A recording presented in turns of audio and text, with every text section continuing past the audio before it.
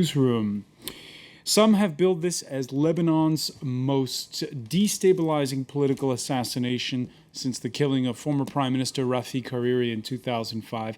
Over the weekend, thousands turned out for the state funeral of Hariri confidant Wissam al-Hassan, a top state security official killed with 7 others on Friday by a car bomb.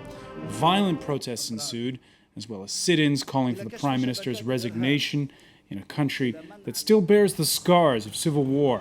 The armies deployed in sensitive parts of the capital this Monday, warning both the Hezbollah-led majority and the pro-Western opposition not to cross any red lines. Hezbollah has condemned the attack, but with fighters backed by Damascus and Tehran who've been killed across the border in Syria, and deadly Sunni-Shiite clashes again erupting in the northern city of Tripoli, as you can see here. Syria's civil war is on everyone's mind. Today in the France 24 debate, we're asking, will Lebanon erupt? And with us to talk about it, Elie Abdelhey, coordinator of Lebanon's opposition March 14th coalition in France. Thank you for being with us. From Beirut, he's the former military governor of the capital. Hicham Javier runs the Middle East Center for Studies and Political Affairs. Thank you for being with us. Also joining us in Beirut, Javier ESPINOSA, Middle East correspondent for El Mundo, who's been out and about this Monday seeing the protests. Also with us, political scientist and columnist for the Jerusalem Post, Jonathan Spire, author of The Transforming Fire, The Rise of the Israel-Islamist Conflict. Thank you for being with us from Jerusalem. And Pierre ROUSSELIN, Deputy Editor-in-Chief of Le Figaro, who heads the foreign desk there. Thank you for being with us. The France 24 debate, where you can join the conversation on Facebook, and on Twitter you can find us at FrancoisF24. Let's begin with Javier ESPINOSA in Beirut. Javier, it seems that Police Intelligence Chief General Wissam al-Assad had made a lot of enemies over the year. Before we get to whodunit, can you first tell us who he was? Well, Wissam Hassan was a key figure in the security of this country, but also he had a very clear political stand. He was well known for his political opposition to the Syrian regime. What doesn't mean that there is any clear proof that can relate the Syrian regime to this killing until now. But even that, let's say, it doesn't matter anymore who killed him, because what happened right now is the Sunni street and the opposition has assumed that Damascus did it, and they are directing the anger against a government that they say is the only ally of the Syrian regime in this region.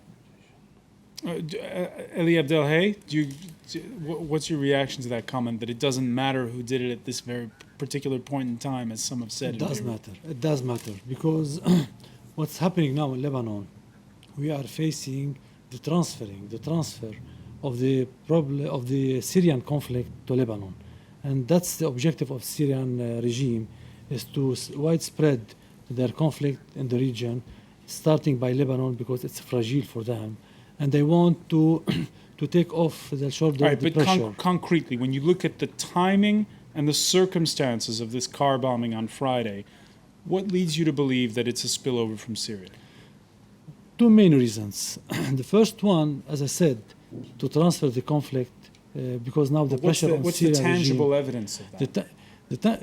There is no tangible evidence, but one maybe which is proxy tangible evidence, which is the arrestation of Samaha, ex-minister, ex-deputy Michel Samaha, who was smuggling bombs to Lebanon in order to buy under the Syrian, let's say, decision to create trouble in Lebanon. Wissam al-Assad had blown the whistle on that minister, and so that for you, that's the motive. That's one of the motives. I said we have 2 things: the pressure on the Syrian regime, and to punish him because he is blocking all the Syrian activities in Lebanon.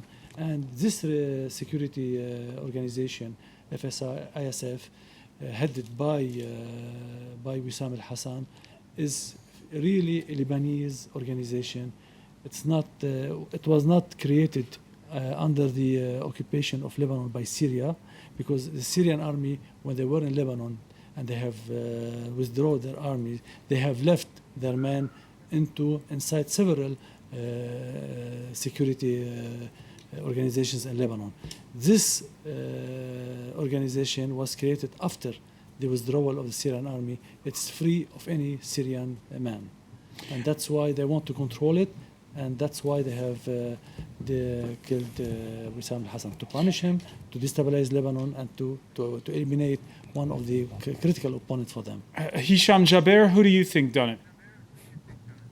No, with all my respect, I don't agree with your guest. First of all, we don't know who did it. It's a very organized and well-organized and sophisticated crime made by very important or qualified service, in my opinion.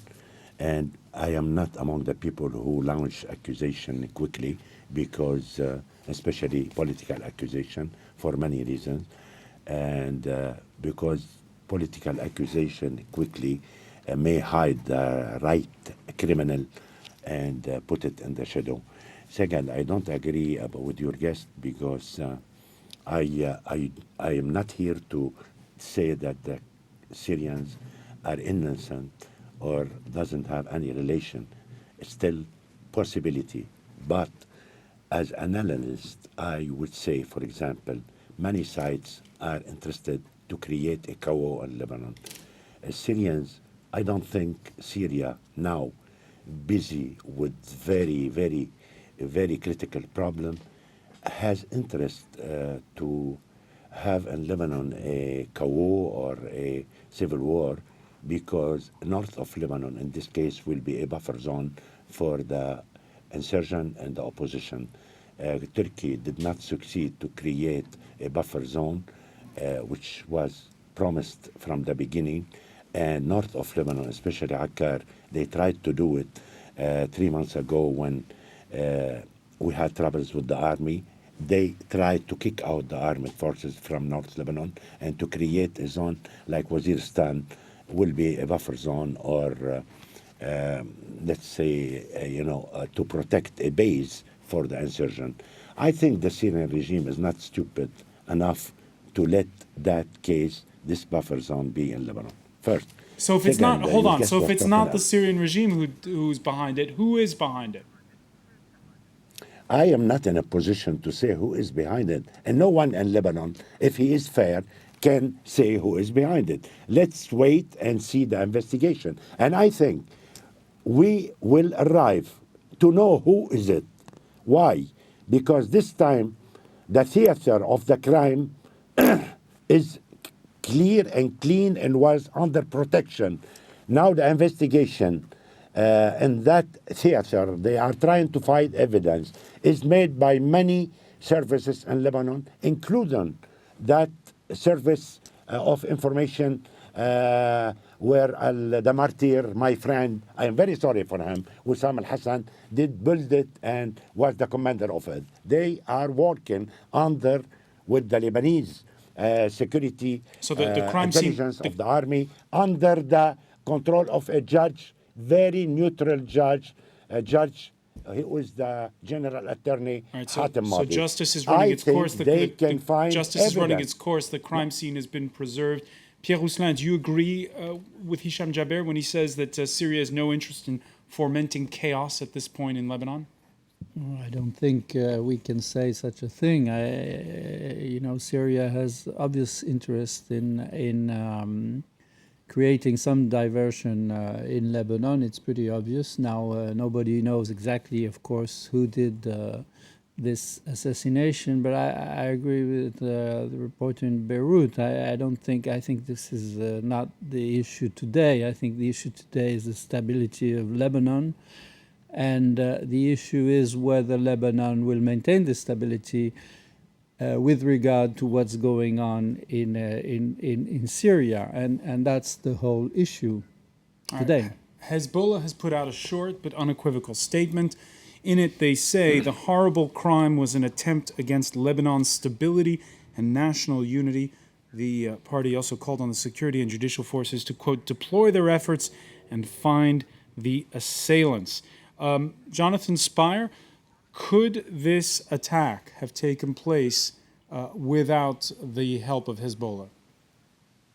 I think it's very unlikely that it took place without the help of Hezbollah. I note and remember that at the time when Rafiq Hariri was assassinated in 2005, the wife of Hassan Nasrallah, if I'm not mistaken, attended his funeral. So also at that time, Hezbollah condemned the killing. And 6 years later, there was a fairly incontrovertible evidence that Hezbollah were not only involved in, but were primarily responsible for the killing of Rafiq al-Hariri. I think that the motivation of the Syrian authorities to carry out a killing of this kind against this ISF official leading the investigation into former Information Minister Michel Samaha is very obvious. I want to also remind us that this is not the first time that an ISF official, an official of this security service, has been targeted for assassination. And of course, Wissam Eid, who was heading the investigation, or one of the senior people in the investigation into the killing of Rafiq al-Hariri, was killed back in 2008. And then an earlier official, Sami Shkhade, in 2006, an attempt against him. So there's a long track record of Syria and its allies targeting this security service because it is a real security service and it's not under their control. That's firstly. Secondly, I think I agree with the previous speaker that the timing is very clear. The modus operandi of Syria, its desire to transfer the chaos and transfer attention to Lebanon, which has largely, and I would say quite surprisingly, been peaceful over the last 19 months of Syrian civil war, is quite clear. So Syria's motivation, I think, is very clear. The fact that Syria would be likely to cooperate with its local ally in Lebanon, should it wish to carry out a killing of that kind at this time, and that's Hezbollah, is very clear too. I think we also have a large amount of circumstantial evidence to show us that Hezbollah and Syria, and of course the senior member of the alliance of which they are a part, which is Islamic Republic of Iran, have been cooperating very closely over the last 19 months in the most active of ways in order to ensure that Assad stays in place. So we have also the motivation, also the timing, and also I think a natural reason for them to be involved together. And on that point, Jonathan Spire, Iran has accused Israel, and when you figure the fact that Wissam al-Assad had broken up an Israeli spy ring, does Israel have an interest in this? Well, yeah, Iran tends to accuse Israel. This is the natural, almost reflex response of Iran, I think, in situations of this kind. We have to ask ourselves very clearly whether Israel, which after all has rather serious enemies in both Lebanon and Syria, would choose, if it wished to carry out a targeted killing, a senior official of a pro-Western March 14th related security service, a man, Wissam al-Hassan, who, by the way, was very much respected also in the West and also in the United States of America, that this would be the particular target that Israel, with which Israel at such a time would wish to insert itself into the chaos currently taking place in Syria and now spreading into Lebanon. I think it sounds pretty far-fetched, and I think most people would agree with that. Now, among those, a lot of the attention inside of Lebanon has turned on the Prime Minister, asking him to stand down. Najib Mikati feeling the heat from sit-ins, demonstrations that have sometimes been quite violent near the Prime Minister's office. Among those calling for him to stand down is one of his predecessors, Fouad Signora. The government is responsible for the killing of Wissam al-Hassan. That is why they must resign. Mikati, you cannot stay in your position to cover up this crime.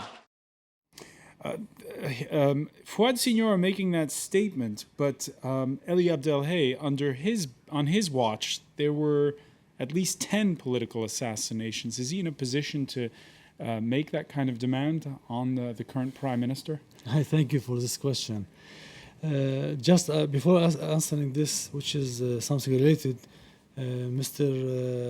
Javier said that we cannot accuse Syria. Yes, we need evidences. But when Mr. Najib Mikati, Prime Minister, said it clearly that he linked the assassination of Wissam al-Hassan with the affair of Samaha Mamlouk, the Syrian general, it's clear that even Mikati, he is not able to cover this anymore. To answer your question, we have a big problem in Lebanon. When I said before that when the Syrian army withdrawn from Lebanon, they have left their men inside the security organizations. And I would like to remind you that when Fouad Signora tried to make a reform inside these organizations, inside these security systems. We had all the problems in Lebanon in 2008. It was in 7 May 2008. It was a reaction for all these changes that the government by that time was trying to change and to take out from these organizations all these Syrian men, let's say, and we couldn't.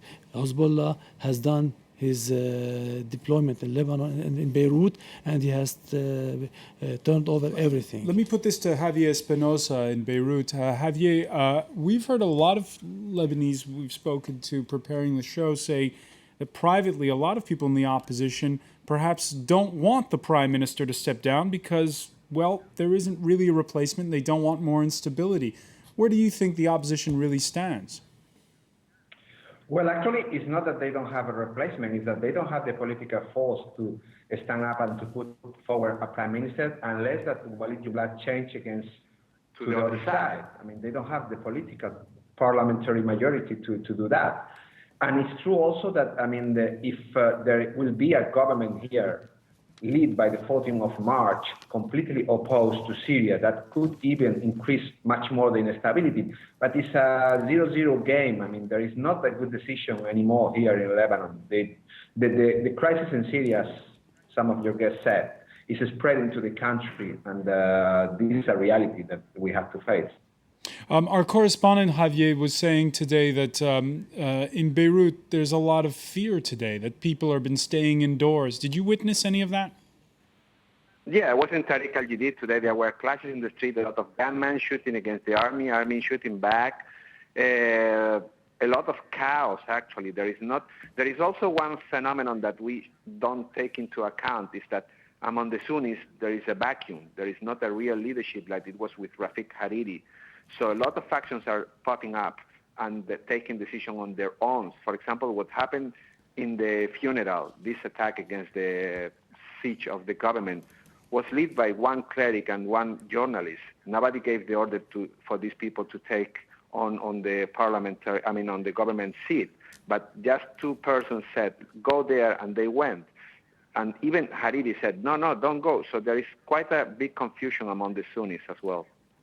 There was this strong statement, one final point on this, that was put out by the army saying it would take resolute measures in areas of mounting sectarian friction, that would draw up red lines. Javier, from what you witnessed covering those clashes, how's the army handled it? Well, the army handled it, let's say, with resolution, but they cannot enter, for example, in this neighborhood in Tariq al-Jadid, because that will cost a lot of lives. And even the army knows that they risk also the split among themselves, because the army is coming from the people. So a lot of people in the army are from the north. They are Sunnis. And they already happened in 2008 when they had to stand aside. They know that once there is a sectarian conflict in Lebanon, if they go in the middle, the army will split like it happened during the civil war. All right, and we'll pick up on this point and more when we come back. You're watching the France 24 today.